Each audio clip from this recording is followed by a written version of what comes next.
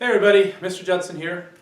So our goal for today is really just to kind of push forward and do a few more things with polynomials, kind of get to the point where we feel like we can draw a sketch of a graph given a polynomial. So first thing I want us to do, this is one that we probably could not find the zeros on very easily by hand, but we could if we use our graphing calculator. So I want you guys to use your graphing calculator to graph this function. Remember from chapter 1 we talked about a complete graph. I want to make sure I see all the high and low spots, also all the x and y intercepts. So once you have that complete graph, then go ahead and locate the zeros for that function. Could be as many as 5. Really just depends on what this equation looks like. You guys go ahead and try it.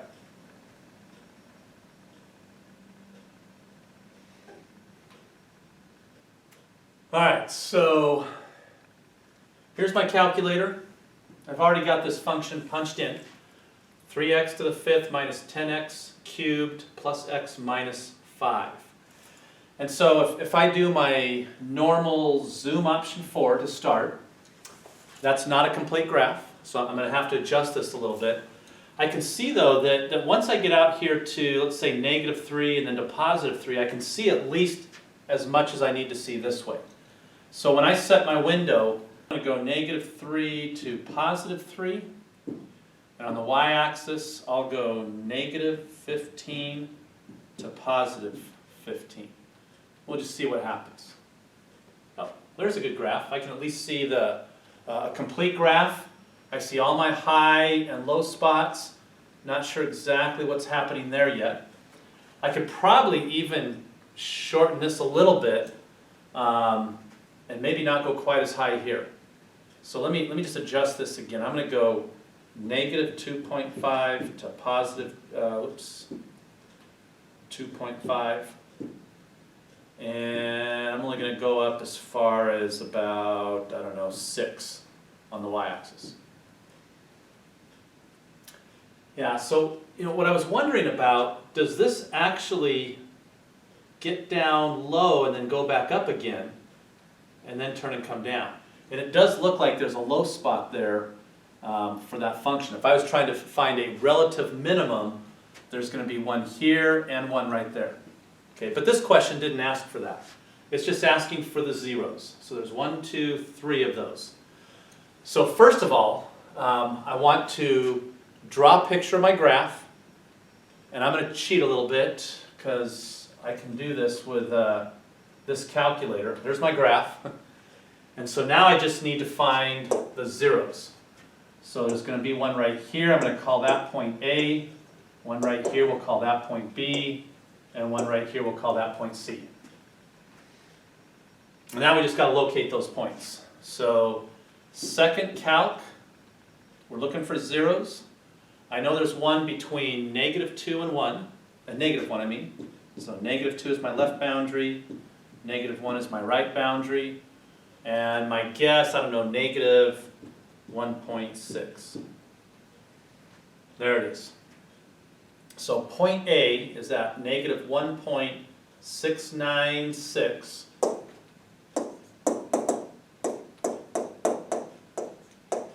comma. And remember that, it means we need to move the decimal point in the negative direction. That's that negative sign right there. 12 spaces. So a -0.000000000045.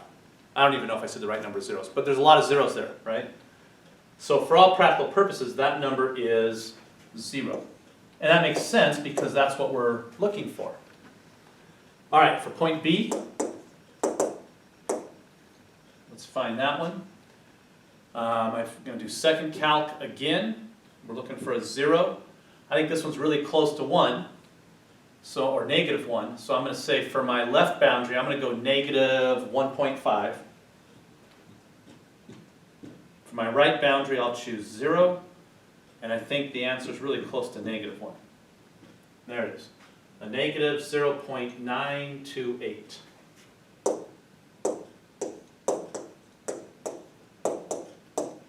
And we've got one left to find. So that looks like it's between 1 and 2. So if I go back to the calculator, second calc, option 2, 1 is my right boundary, 2 is my left boundary. Looks like 1.8. And there's what I get, 1.869, comma 0.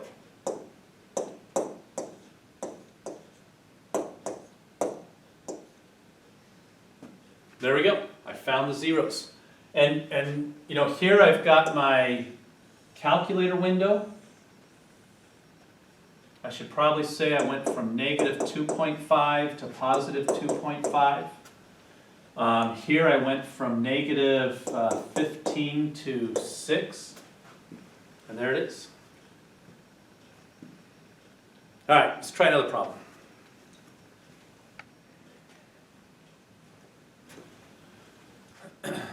All right, so this problem says to find a polynomial with the given zeros.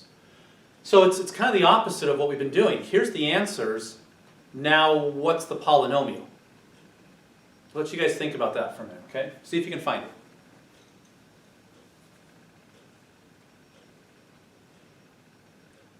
So if we just kind of think backwards, if I know the answers, then the factors must have been x minus 2, x plus 4, and just x by itself. All right, there's my factors. My polynomial, p of x, is going to equal whatever I get when I multiply that thing out. Okay? So if I FOIL this, I'm going to get x squared plus 4x minus 2x minus 8. Now if somebody wanted to go ahead and, you know, think 4x minus 2x and just do that part in your head, and you come up with 2x as a total, that's fine. You can do that. Now I'll distribute that x, so I get x cubed plus 4x squared minus 2x squared minus 8x. And so my final answer, I need to make sure and add my like terms. The polynomial we're looking for is x cubed plus 2x squared minus 8x. There it is. Let's try another one. This time my zeros are going to be x equals 3, square root of 2, and negative root 2. And if we want to, we could just write 3 and then plus or minus root 2. Right? Just a quicker way to write it.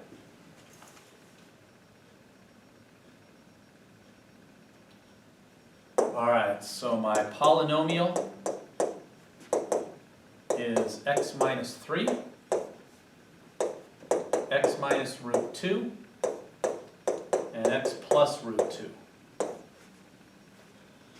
So whenever you're multiplying these out, just kind of as a hint, okay, the order in which we multiply doesn't matter. But really what you want to do is you want to pick the messiest ones to multiply first. Because hopefully when I multiply those out, that square root is going to disappear. That's what I'm hoping. Okay? If I multiply these two first, well, I'm just going to have to deal with square roots all the way through this problem. So I'm going to say x minus 3 times whatever I get here. I get x times x, that's x squared, plus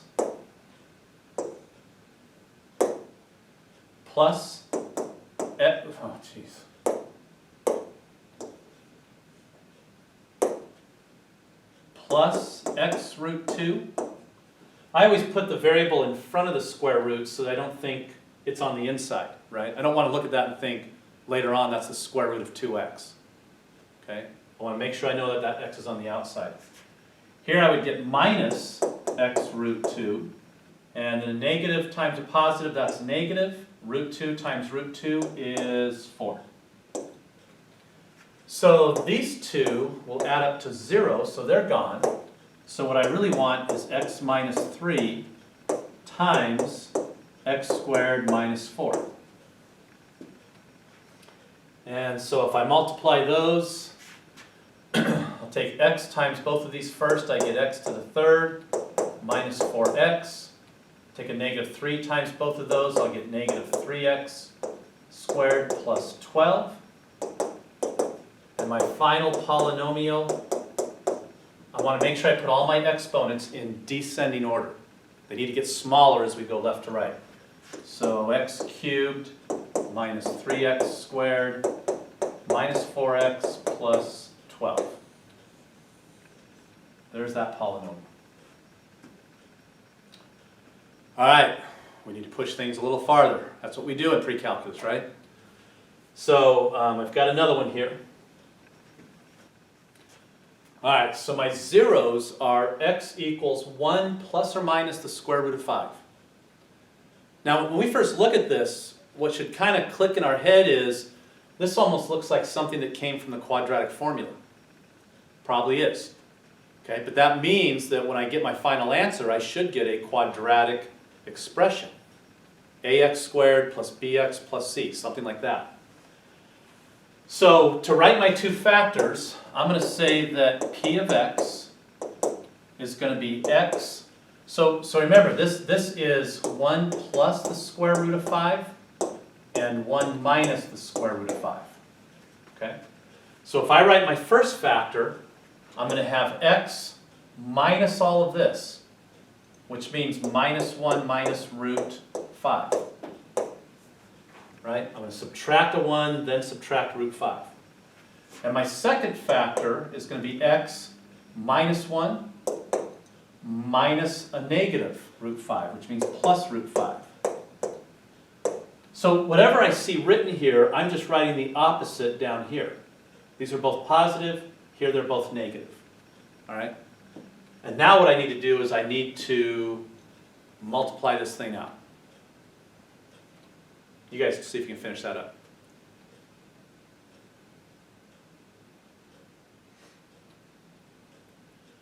All right, so it's kind of like a FOIL thing.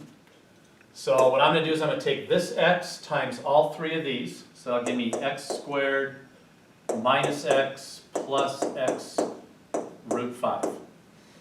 And now I'll take a negative 1 times all three of these. So I'll get a negative x plus 1 minus the square root of 5. And now I'm going to take a negative square root of 5 times all three of these. So I'll get a negative x root 5. Negative times a negative would be a positive root 5. Negative times a positive would be negative. And the square root of 5 times the square root of 5, that would be the square root of 25, which is 5. And now we just need to add up all of our like terms. So one of the things that I see is opposites right there. I also see opposites right there. All the square roots are gone. And so if I add up what's left, I'm going to get x squared, negative x minus x, that's a negative 2x. And then 1 minus 5, that's a negative 4. There's my polynomial. I knew it was a quadratic expression because I have answers that look like they came from the quadratic formula. Right? If somebody wanted to check this, let's say you're taking a test, and you've got a little bit of time, so you want to check things. Yeah, just go ahead and do negative b plus or minus the square root of b squared minus 4ac all over 2a. See if you get that for an answer. And if you do, you did it right. So that's a big part of this assignment, is just taking zeros and producing a polynomial. The last thing we want to do is we want to look at graphing a function based on some of the things we've learned so far. All right, so this problem says to draw a sketch. Now remember, a sketch does not mean we're trying to be perfect, right? We're just trying to get an idea of what this graph looks like and get close to the actual thing. Doesn't have to be perfect though, right? So I've got a lot of things I can think about. I can think about the number of turning points. There should be 2 turning points here, one less than the highest exponent. What's the end behavior look like? And where are the zeros? And if I can find those things, that information, I should be able to draw a pretty good picture of what this thing looks like. So let's find the zeros first. I'm going to set this whole thing equal to 0. I've got a negative 4x cubed plus 4x squared plus 15x. And I want to set that equal to 0. I don't like this negative sign right at the beginning, so what I'm going to do is I'm going to move everything over to this side. So 0 equals positive 4x cubed minus 4x squared minus 15x. And so now I'm going to factor an x out of each of these. So I've got 4x squared minus 4x minus 15. And now I want to see if I can factor this thing. So let's see, I'd probably just try 2x times 2x. Not sure if that's going to work. Probably try 3 times 5. So if I check my outer product, I'm going to get 10x. Inside product, I get 6x. Could I subtract those to get a negative 4? Yeah, if I make this one negative, so a negative 10x, this one's positive, so I got a positive 6x minus 10x, that equals that term that's in the middle. So that means that my zeros are at x equals, I should say, at x equals 0, a negative 3 halves, and a positive 5 halves. That's where we're crossing the x-axis. So let me get a grid here. And let's see if we can draw a sketch. We're crossing the x-axis at 0, a negative 3 halves, that's like a negative 1.5, right there. And 5 halves, that's 2.5. So now I want to go back to the original function, and I want to think about end behavior. If I take a positive number out here and I raise it to the 3rd power, now remember this is my dominant term, right? So I'm going to take a positive number, raise it to the 3rd power, I'm going to get something positive, times a negative 4, I'm going to get something negative, so this function is decreasing to the right. If I go out to the left and I take a negative number cubed is negative, times a negative 4, that's positive, so we should be going up as we go to the left. There's what my end behavior looks like. If I want to know what the y-intercept is, I just plug in a 0, and I get 0. Okay, well, we already knew that. We're at the origin. So I think this graph should look like this. Now, did I go high enough? Again, I don't know. This is a sketch. It's not going to be perfect. But if I want to make it perfect, well, then I need to make an XY table and plug in some numbers. So let's say I plug in a 1. Okay, that means I'm going to get negative 4 plus 4, that's 0, plus 15. Wow, I need to go way up. I need to go way higher, or change my scale. Maybe I should count by 5s right here, and let me go back and erase this.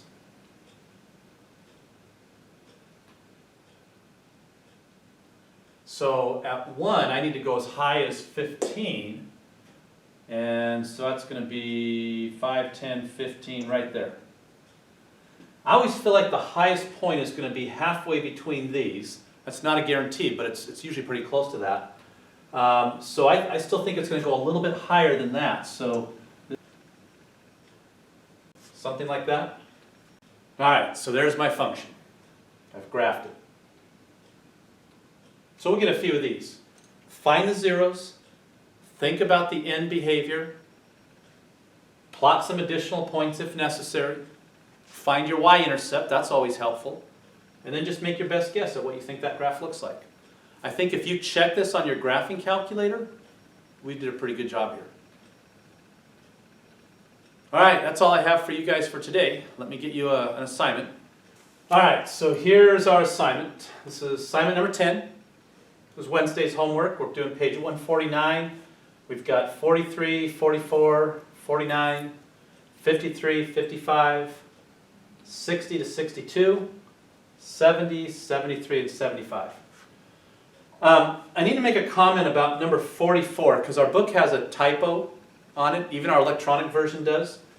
If I open that book, 44 right here, this is supposed to be a -8 at the end, right? -8x minus 8. If that's not a negative one, we can't do it. So I think they just made a mistake. So if you guys just kind of mentally remember that, we need to do that in order to make this problem work. All right, that's it. That's what we have for today. We'll see you guys Thursday or Friday. Take care, stay safe. See you later.